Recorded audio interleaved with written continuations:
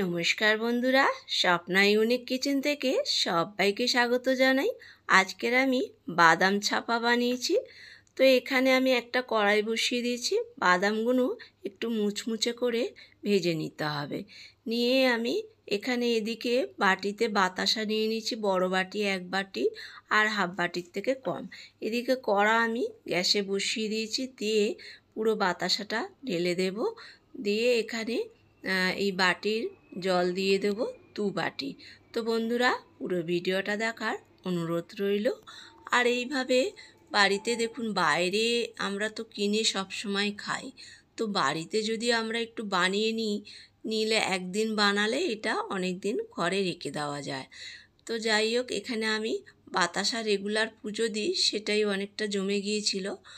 আর এখানে বাদামগুলো আমি ভেজে নিয়ে একটা কাপড়ের মধ্যে নিয়ে ভালো করে পরিষ্কার করে নিলাম। একটা থালায় এদিকে সর্ষের তেল দিয়ে তেল মাখিয়ে নেব। নিয়ে এদিকে আমি বাতাসাটা গলে গেছে, এখানে আমার প্রায় হয়ে গিয়েছে। আর 4টে এলাচ আমি দিয়েছিলাম ফ্লেভারের জন্য। তো এখানে বাটিতে একটু জল নিয়ে আর এটা তুলে দেখতে হবে এটা হয়েছে কিনা। তো দেখলাম বাটিতে বেশ এটা জমে গেছে। এরপরে এটা কিন্তু একদম হয়ে গেছে। এরপরে আমি এটা একটু নেড়ে এই যে থালায় তেল মাখিয়ে রেখেছিলাম এখানে আমি পুরোটা ঢেলে দেব। দিয়ে বাদামগুলো উপর থেকে আমি সব দিয়ে দিয়েছি। দিয়ে 10 মিনিট রেখে দিয়েছিলাম। 10 মিনিটের মধ্যে শক্ত হয়ে গিয়েছে। তো এটা কত সুন্দর দেখতে হয়েছে বন্ধুরা, দেখুন, দারুণ দেখতে হয়েছে। তো বন্ধুরা, ভিডিওটা যদি ভালো লাগে লাইক কমেন্ট শেয়ার করার অনুরোধ রইল।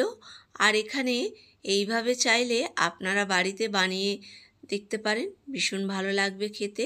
আর আমি একটা শক্ত কিছু দিয়ে ভাঙতে হবে, তো নোড়া দিয়েই আমি ভাঙলাম। আর এটা বাড়িতে বানালে বাচ্চা থেকে বড় থেকে প্রত্যেকটা মানুষের কিন্তু খেতে ভালো লাগবে।